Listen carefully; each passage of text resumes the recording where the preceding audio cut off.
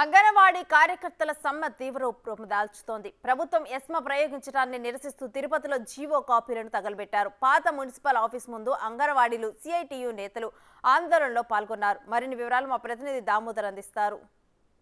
అంగన్వాడీలపై ESMA జీవోను ప్రయోగించడాన్ని నిరసిస్తూ తిరుపతిలో అంగన్వాడీ కార్యకర్తలతో పాటు సిఐటియు నాయకులు జీవోలను దగ్ధం చేస్తున్నారు.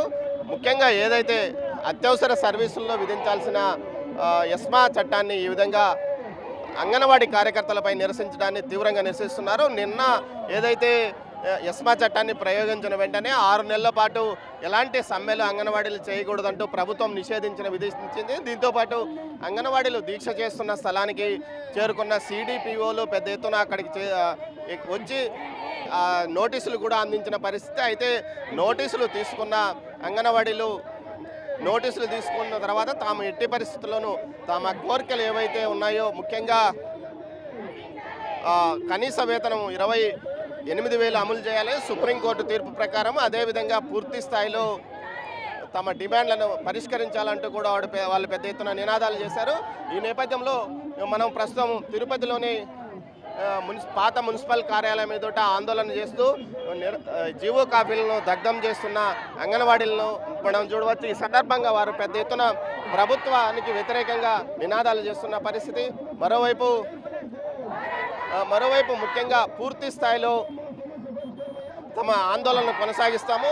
ప్రస్తుతం 27వ రోజు ఆందోళన కొనసాగుతుంది. ఈ ఆందోళనను తాము నిరంతరం కొనసాగిస్తాము, తమ కోరికలను తీర్చే వరకు ఆందోళన కొనసాగిస్తామంటున్నారు. మనతో సిఐటియు రాష్ట్ర ఉపాధ్యక్షుడు కందారపు మురళి ఉన్నారు.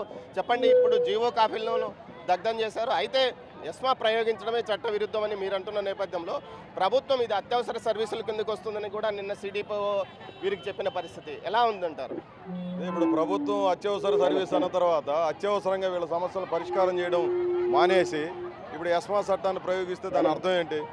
ప్రభుత్వం చెప్తున్న ప్రకారమే అత్యవసర సర్వీసులు అన్న తర్వాత దీనికి చాలా ప్రాధాన్యత ఉందని ప్రభుత్వం అంగీకరించినట్టే కదా.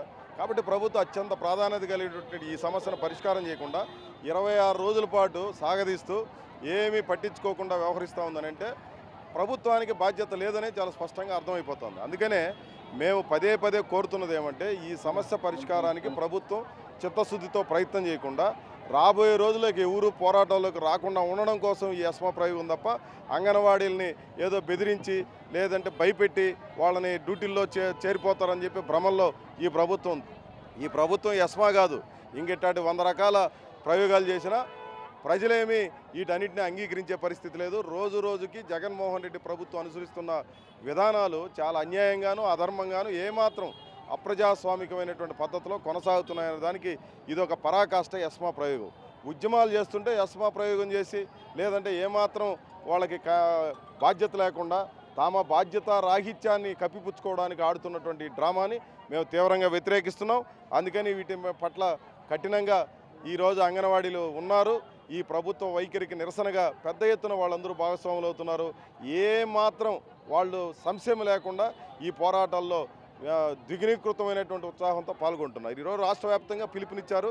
దాంట్లో భాగంగా ఈ జీవో ప్రతులను దగ్ధం చేశాం. విధుల్లోకి హాజరు కాకపోతే కొత్త వారిని విధుల్లోకి తీసుకుంటామని, అదేవిధంగా 6 నెలల ప్రకారము సమ్మె చేయకూడదంటూ కూడా నోటీసులు ఇచ్చిన పరిస్థితి కదా. అదే ఇప్పుడు విధుల్లోకి కొత్తగా తీసుకుంటామని చెప్పేది ఈరోజు కొత్త కాదు, 2వ రోజే ప్రకటన చేశారు. ప్రత్యామ్నాయ ఏర్పాట్లు చేస్తున్నాము, సచివాలయ సిబ్బంది చేస్తారు, వాలంటీర్లు చేస్తారు, మేము ఈ చర్యలు తీసుకుంటాం ఆ చర్యలు తీసుకుంటాం అంటే బెదిరించే కార్యక్రమం బిగినింగ్లో డే 1 నుంచి ఇదే రకమైనటువంటి పద్ధతిలో ఈ ప్రభుత్వం యొక్క యాటిట్యూడ్ ఉంది. దాంట్లో ఏమాత్రం సందేహం లేదు. కానీ అంగన్వాడీలు చాలా ఐకమత్యంతో ఏమాత్రం సంశయం లేకుండా చాలా పట్టుదలగా వాళ్ళ వ్యవహార శైలి కొనసాగుతూ ఉంది.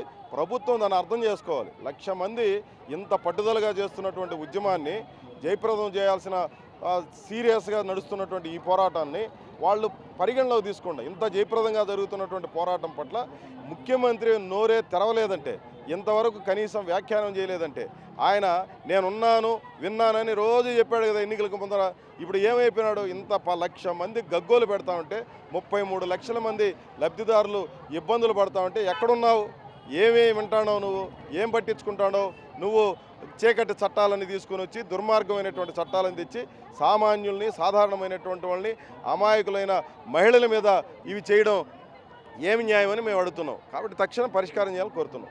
1,00,000 మంది రోడ్డు మీదకి వచ్చి తమ 27 రోజులుగా ఆందోళన కొనసాగిస్తున్నప్పటికీ ప్రభుత్వం ఏమాత్రం స్పందించకుండా ఈ విధంగా నిర్లక్ష్యంగా వ్యవహరించడాన్ని ఇటు కార్మిక సంఘాల నాయకులు తీవ్రంగా ఆగ్రహం వ్యక్తం చేస్తున్న పరిస్థితి. అదేవిధంగా అంగన్వాడీలు కూడా తమ నిరసనను తీవ్ర స్థాయిలో కొనసాగిస్తాం. మరోవైపు ఎక్కడ ఎట్టి పరిస్థితుల్లోనూ ఎస్మా చట్టం కాదు మరి ఎలాంటి చట్టం ప్రయోగించినా తాము మాత్రం వెనుక తగ్గమని అంటున్నారు. కెమెరా పర్సన్ పురుషోత్తంతో దామోదర్, తిరుపతి అంగన్వాడీల దీక్షా శిబిరం వద్ద నుంచి.